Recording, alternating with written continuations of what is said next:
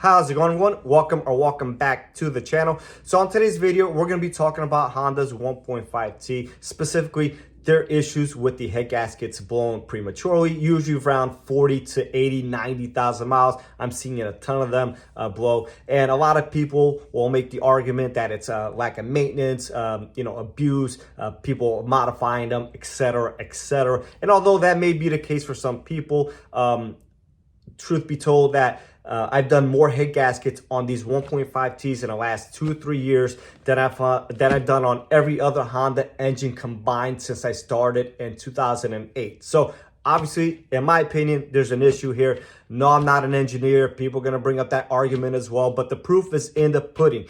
And long story short is these head gaskets are failing. They're failing very quickly, very early on, and at a very high rate. Sometimes it'll be 4 or 5 in the shop, and we're a dealer that we do about 100, 120 cars a day. So 4 or 5 at a shop in the shop at once is a big deal, right? Again, I haven't done this many head gaskets on any other engine combined. More so than I've done these 1.5Ts in the last 2 or 3 years. So in my opinion, it is an issue, and we're going to talk about it, and we're going to see if Honda has made any changes. We have some part numbers here. If Honda made any changes that are significant enough to avoid these issues happening on these newer generation Accords, CRV, Civics, and Integras. So got some part numbers here. I have some stuff that we are going to talk about to kind of kick the bucket down the road or try to prevent this from happening, as well as some early signs if this is happening. Let's start with all the part numbers here, right? We'll start with the head gasket 12251-6 Apple 0 1, and this head gasket fits 18 to 24 Accord, 22 to 24 Civic, all trims including the SI, 23 to 24 CRV, and 23 to 24 Integra. So a lot of people said that the head gaskets in the Accords got redesigned or superseded or whatever the case may be, but that's clearly not the case here. Not only that, they've actually added that head gasket to more applications, and if that was the case, then that means it's probably only going to happen, right? The issue is not the actual head gasket. The head gasket is what fails, but it fails because of other reasons that we will talk about later on down the road. Now, the only 2 other engines that had different head gaskets were the 16 to 21 Civic and a 17 to 20 CRV, which I've also done head gaskets on. And lastly, the 21 to 22 CRV also had a slightly different head gasket. But again, I've done head gaskets on all the above without the Integra because I do not work for an Acura dealer. I work for a Honda dealer, but I'm sure those are probably coming in a couple of months to a couple of years tops. So head gaskets haven't changed really. They have been added to more applications. So that's something Honda did not address. And to be honest and to be fair, not really the issue. The head gasket blown is just a result of something else that we will once again talk in a little bit. So head bolts. Head bolts are way too thin in my opinion. Honda, once again, did not address it. These are aftermarket head studs. They hold a lot more, have a lot more clamping force. These get torqued to 70 foot-pounds of torque. On average, when I'm doing these head gaskets, we actually do it by degrees, and we're getting an end result between 50 to 55 foot-pounds of torque. So obviously a lot more clamping force, and that will contribute to a lot less head gaskets blown, and it's been proven time and time again. If you go on forums, on Reddit, on Instagram, it's all over the place. But definitely something I suggest. You can either do this prematurely, or in the event your head gasket blows, then at that point it would definitely be worth an upgrade and a must in my opinion. And I'll have the link to that product in my description below, as well as the original video that I made about 9-10 months ago on the head gasket issues on these cars. So head bolts, once again, did not get addressed. Part number 90005-59Boy-003, and these head bolts will be found in an 18 to 24 Accord, 16 to 24 Civic, including the SI, 17 to 24 CRV, and 23 to 24 Integra. So once again, an issue that wasn't addressed and will be a factor in these head gaskets continuing to blow, in my opinion. So moving on. Bare block, and I say bare block because the issue, the biggest issue in my opinion, one of the biggest ones, is the design of the block. Now, they have a groove in between the cylinders, and that groove is causing just not enough of a seal here. So this is a head gasket. Obviously, I don't have a block here with me today, but the groove mimics this cutout here on the head gasket. Now, this is just not painted or whatever. It doesn't have this finish on it, but it mimics this groove right over here. And we can just see it just doesn't have a lot of a sealing surface. Now, these grooves are found in other engines like my TLX Type S. But there's just, the sleeves are way thicker and just a lot more sealing surface. Plus, it actually has decent size head bolts. So in conjunction, that makes a lot better of a seal and not causing an issue like we're seeing here with the 1.5T. So bear block 11000-59boy-010, found in 18 to 24 Accords, 17 to 24 Civics, including the SI, 17 to 24 CRV, and 23 to 24 Integra. And I'll, I can only assume that these part numbers, unless they're addressed, will continue into the 25, 26 model years, and etc. So that's a big fail, in my opinion, and something that needed to be addressed and didn't get addressed. And I think we'll continue to plague these head gasket issues. But once again, I'm not an engineer like you guys, some of you guys say. So, but my opinion, and the proof is in the pudding, these head gaskets are failing, and in my opinion, will continue to fail. Now, turbos, there's a whole bunch of different combinations. I'm not going to bore you guys with all these turbos, but they kind of reflect the turbo output on some of these engines. And the target PSI, I will go over that. On 16 to 21 Civic is a 16.5 PSI. 16 to 21 SI is 20.3 PSI.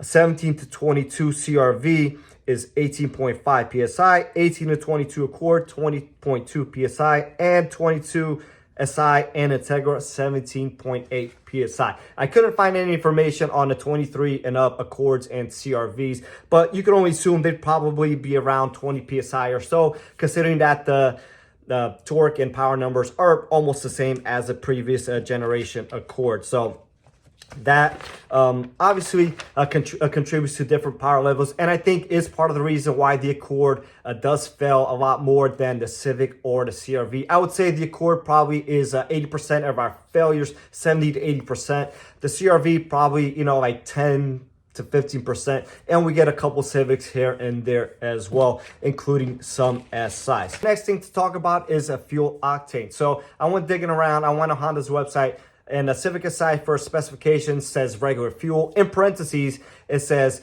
premium recommended. Now, if you go on Acura's website and look up an Integra A-Spec, for example, which is essentially the same powertrain, it'll say premium only 91 plus. So obviously that's a discrepancy there, because it's essentially the same powertrain and it'll recommend two different fuels, or say you could use two different fuels, which goes to my original argument that these vehicles, any turbo vehicle, in my opinion, should be using 91 or better. Here in Jersey, we have 93, so that's what I put in all my vehicles, including my Pilot, just because it's a cleaner, it's a better fuel. And for the extra $6 or $7 it cost me a tank full, it's just not worth it, including cat deterioration and, etc. But that's for another subject. So I did some digging on the specifications on the previous generation Accord and CRV, in conjunction with the new generation Accord and CRV. And the older Accord and CRV, they said 87 was okay. HondaNews.com. Once again, I'll have these links in the description below for you keyboard warriors out there. You can look it up yourself and check it out yourself. So I have the comparisons here. So I'm just gonna do the Accord so I don't bore you guys here. 18 Accord, turbo output 20.2 PSI, horsepower rating 192 at 5,500, torque 192 at 1,600 to 5,000, red line 6,500, 10.3 compression ratio, regular fuel recommended. Now let's jump over here to the 23 Accord. No turbo output, they didn't have that, but same horsepower output, although it went from 192 at 5,500 to 192 at 6,000. Torque went from 192 at 1,600 to 5,000 to 192 at 1,700 to 5,000. Railline stayed the same. Compression went up from 10.3 to 10.6, although now they're recommending 91 octane fuel. Was it really that 0.3 bump in compression that warranted this, compression octane bump? Or is it because, they're kind of seeing, all right, well, yeah, maybe something's going on here, and we're seeing some data that's suggesting some pre-detonation. Further enough to complicate this, if you look at an owner's manual for these Accords and CRVs, the new one, they recommend regular fuel. So, Honda News is saying 91 octane, and then your owner's manual is saying 87. So in my opinion, there's obviously a discrepancy there and should be clarified by Honda themselves. Although I'm going to recommend 91 to 93 octane fuel if you have it, and use it. 87 just not sufficient enough for any turbo engine, in my opinion. So what are some of the things you could do if you do own one of these vehicles, or if you plan on purchasing one of these vehicles? Well, first things first, you're going to want to purchase Acura Care or Honda Care. It's a must, not just for the 1.5T, but on any newer vehicle, and not just Honda or Acura. I think if you're investing on a big ticket item, extended warranty is a must, in my opinion. Now, every time you get your services done, make sure you are topping off your coolant on any vehicle. Obviously, don't open up the radiator cap, top off only the coolant reservoir. If it's been a while and the coolant reservoir is extremely low, at that point, make sure the engine and coolant system is cold. Put a rag over the cap, take off the cap, and top off both the radiator and the reservoir if needed.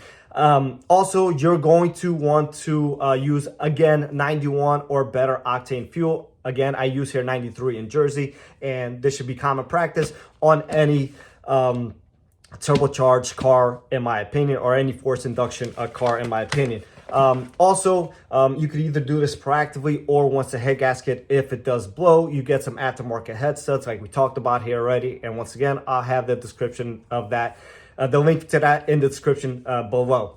Last but not least, what are some signs that you may have a blown head gasket? So number one thing is going to be excessive coolant consumption. So if you're burning through the reservoir coolant with it, 2 or 3 times with an oil change interval, then obviously that's something that's going to be concerning, and probably an early sign that you have a compromised head gasket already. Number 2 being that you have a cold start, misfire, the car shudders or shakes, and it just runs rough for a while there, and after a while clears up, and may or may not turn on a check engine light. If it does, it'll probably flash. So that's almost an immediate sign that you may have a head gasket issue. And the third thing that we see pretty often in the wintertime or in cold states, during the wintertime, you may have low loss of heat, and that's just simply because the radiator doesn't have enough coolant in there to go through the heater core and give you the sufficient enough heat to keep the cabin warm, and it'll just blow cool air versus a nice warm air. And that's basically the 3 signs that the head gasket is or is starting to fail, and you should definitely get it checked out immediately at that point and make an informed decision from there. So just to sum it up, will I think that these issues will continue? Absolutely. Only time will tell, right? But I haven't seen anything here to convince me otherwise. I do like that Honda did recommend 91 or starting to dabble in there here and there, sprinkle it in. I think that should be in the owner's manual. To be honest, should be on the door lid as well for the gas. But again, I don't make these decisions. I can only see and make a judgment on based on what I see and what I see in the shop. So hopefully this video is helpful to somebody out there. If you have one of these vehicles, again, just give me some feedback, and hopefully we could all start a conversation and everybody could be as informed as possible purchasing one of these vehicles. With that being said, I'll catch everyone on the next one.